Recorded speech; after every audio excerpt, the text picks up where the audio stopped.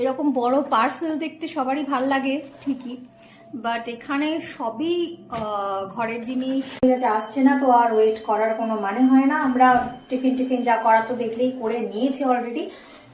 তো এই যে এখানে হচ্ছে চিকেন, মানে স্বাদটা ইনকমপ্লিট লাগে আসলে, যে খাবার যেভাবে খেয়ে।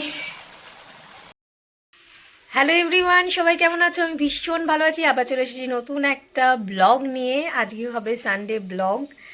তো এই যে দেখতেই পাচ্ছ মহাশয় পেছনে উঠে গেছে অলরেডি। তো কিছু করার নেই, তাই আমাকেও উঠে পড়তেই হয়েছে। রবিবার হলেও বাজার দোকান না থাকলেও ঘুম থেকে সাত সকাল উঠে আমরা বসে আছি। তো চলো হ্যাঁ হ্যাঁ হ্যাঁ, চলো এখন বলো, একে খাইয়ে নি, তারপরে ব্লগটা কন্টিনিউ করছি। সমস্তটা দেখাবো আজকে কি কি রান্না বান্না হলো, কি কি করলাম না করলাম।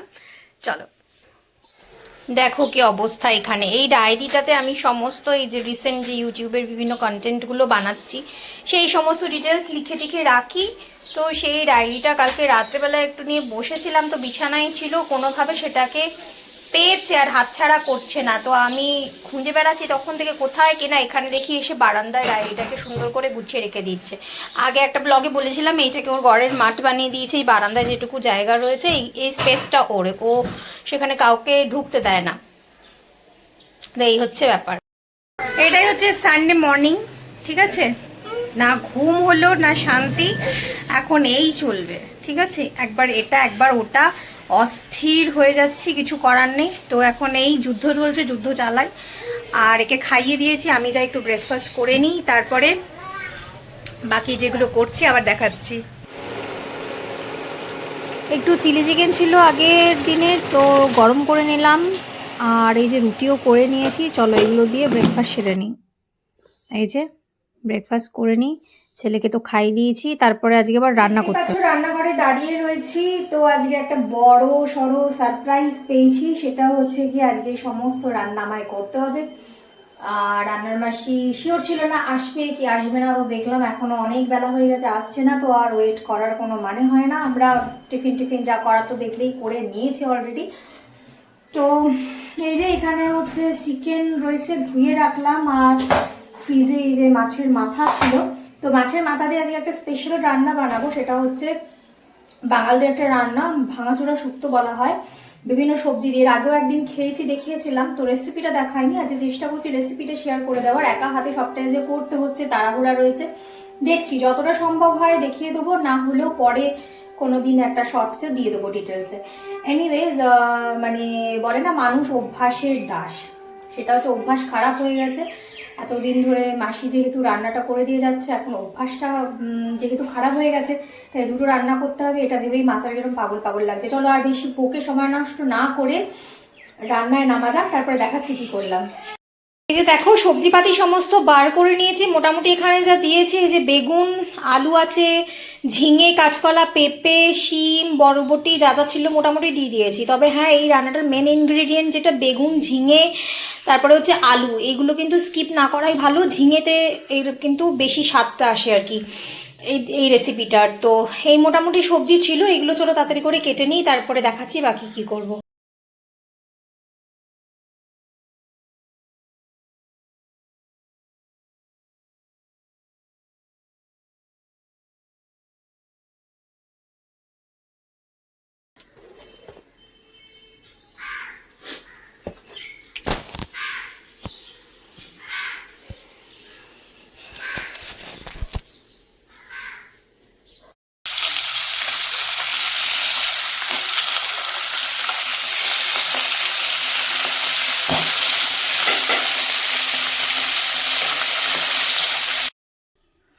দেখো মুড়ো ভাজার তেলটা রয়েছে, তার মধ্যে প্রথমে যেটা দিয়ে দেবো এই যে রাঁধুনি,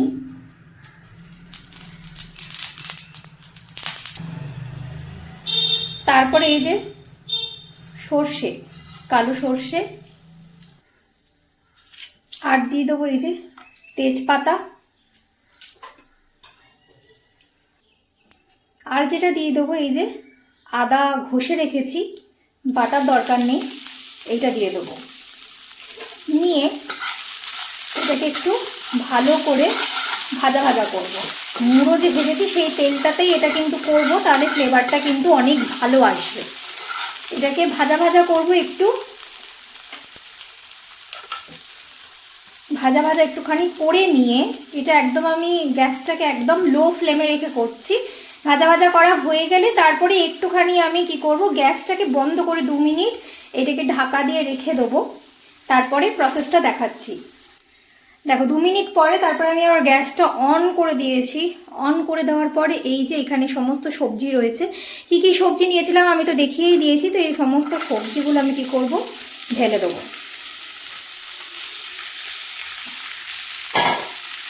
তো সবজি কাটাটা একটা ব্যাপার থাকে এক একটা ভেজিটেবলস রান্না করার সময়, কিন্তু ব্যাপারটা হচ্ছে কাটাকুটির বিষয় আমি অত এক্সপার্ট নই, বটিতেও খুব ভালো কাটতে পারি না, আর যেরকম পারি সেরকম করেই কাটি। কিন্তু মোটামুটি যেইটুকুনি মায়ের কাছ থেকে শিখেছি সেটা হচ্ছে গিয়ে আলু, তারপরে হচ্ছে মানে শক্ত যে সবজিগুলো যেগুলো গলতে সময় লাগে সেগুলো একটু পাতলা পাতলা করে কাটতে হবে, আর ঝিঙে বেগুন যেগুলো তাড়াতাড়ি আর কি সেদ্ধ হয়ে যায় সেগুলো একটু তুলনামূলক বড় করে কাটতে হবে।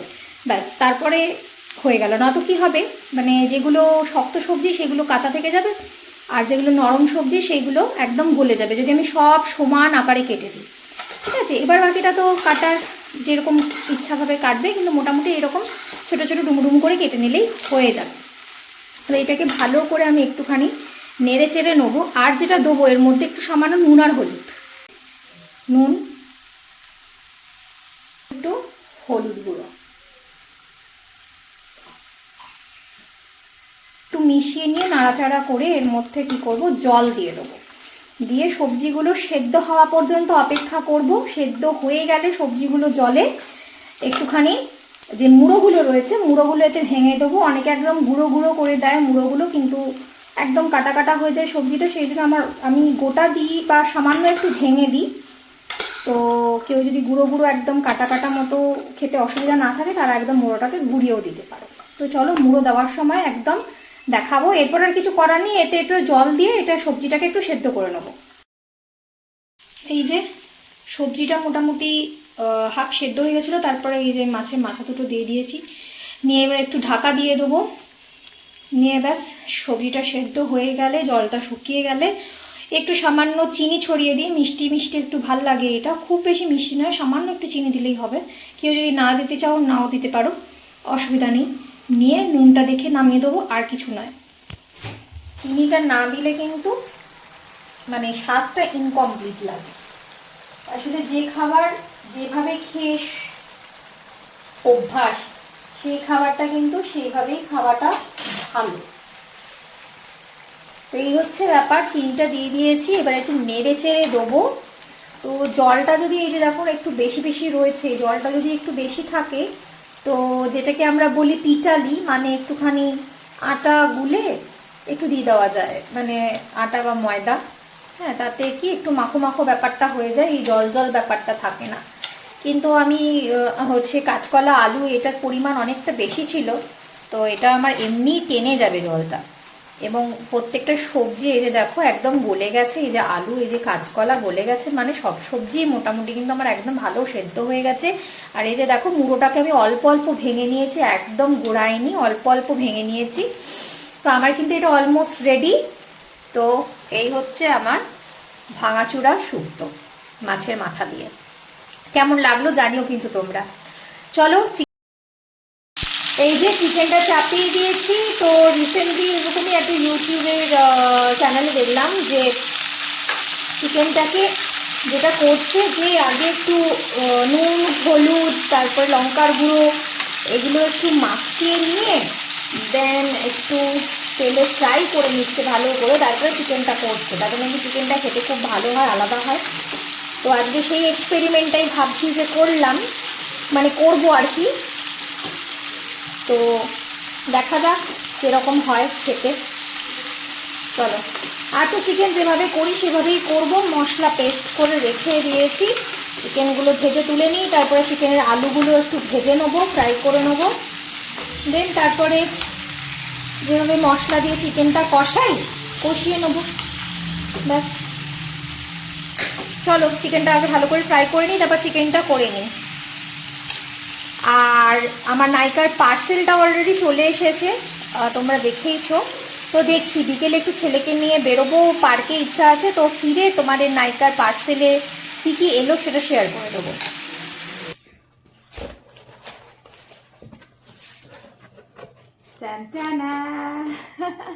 এরকম বড় পার্সেল দেখতে সবারই ভাল লাগে ঠিকই, বাট এখানে সবই ঘরের জিনিস, জরুরি জিনিসপত্রই সমস্ত কিছু বেশিরভাগই আনা হয়েছে। অপ্রয়োজনীয় জিনিস বিশেষ কিছু নেই, মানে এখন। তো চলো আমি দেখিয়ে দিই যে কি কি হচ্ছে নিয়েছি, চটপট করে দেখিয়ে দিই। আর আমি কতটা ডিসকাউন্ট পেয়েছি সমস্ত ডিটেলস আমি একটা শর্টসে, মানে ডিসকাউন্ট অ্যামাউন্টগুলো, রিয়েল অ্যামাউন্টগুলো আমি একটা শর্টস ভিডিও দেবো, সেখানে আমি শেয়ার করে দেবো, সেটা অবশ্যই দেখে নিও। তো এই একটা নিভিয়া নিয়ে নিয়েছি, নিভিয়া 12 মাস লাগে, সবার লাগে ঘরে। তো এটা কত গ্রামের ছিল, 300 ml এর। এখন অনেক লং হয়ে যাবে, আমি যদি ml অ্যান্ড অল প্রাইস বলতে যাই তো সেগুলো আমি বলছি না, আমি জাস্ট প্রোডাক্টগুলো দেখিয়ে দিচ্ছি। একটা নিভিয়া নিয়েছি, আর এটা একটা অনিয়ন হেয়ার অয়েল, এটা নিয়েছি, ওয়াওয়ের আছে, এটা 50% ডিসকাউন্ট পেয়েছিলাম, এনিওয়েজ বলে দিলাম।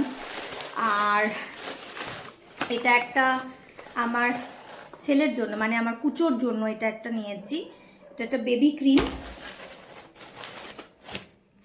আর হ্যাঁ, এই যে এটা হচ্ছে নিয়েছি, এটা হচ্ছে ফিটমির একটা কম্প্যাক্ট নিয়েছি।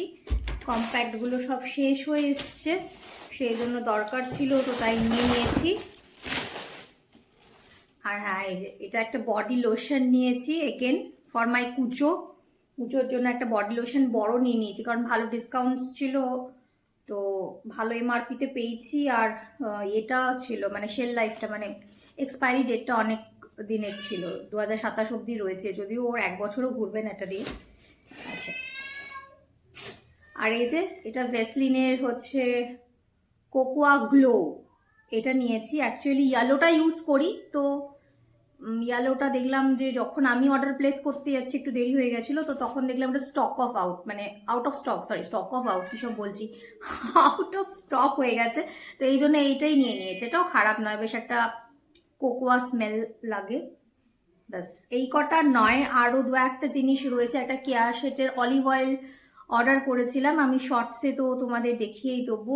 আর একটা মনে হয় কিছু একটা করেছিলাম, এক্স্যাক্টলি মনে নেই। এগুলো সমস্ত ছড়িয়ে ছিটিয়ে রেখেছি, এগুলোকে এবার গুছিয়ে নিতে হবে, নয়তো এক্ষুনি আমার কুচো মশাই আসবেন এবং কাজ ছেড়ে দেবেন। তো আজকের ভিডিওটা এই পর্যন্তই থাক, আবার খুব তাড়াতাড়ি চলে আসছি কোনো ভিডিও আর ব্লগ নিয়ে, আর আমি আমার শর্টসগুলো আপলোড করছি, তোমরা দেখতে থেকো। ততক্ষণ পর্যন্ত stay tune to my channel, by.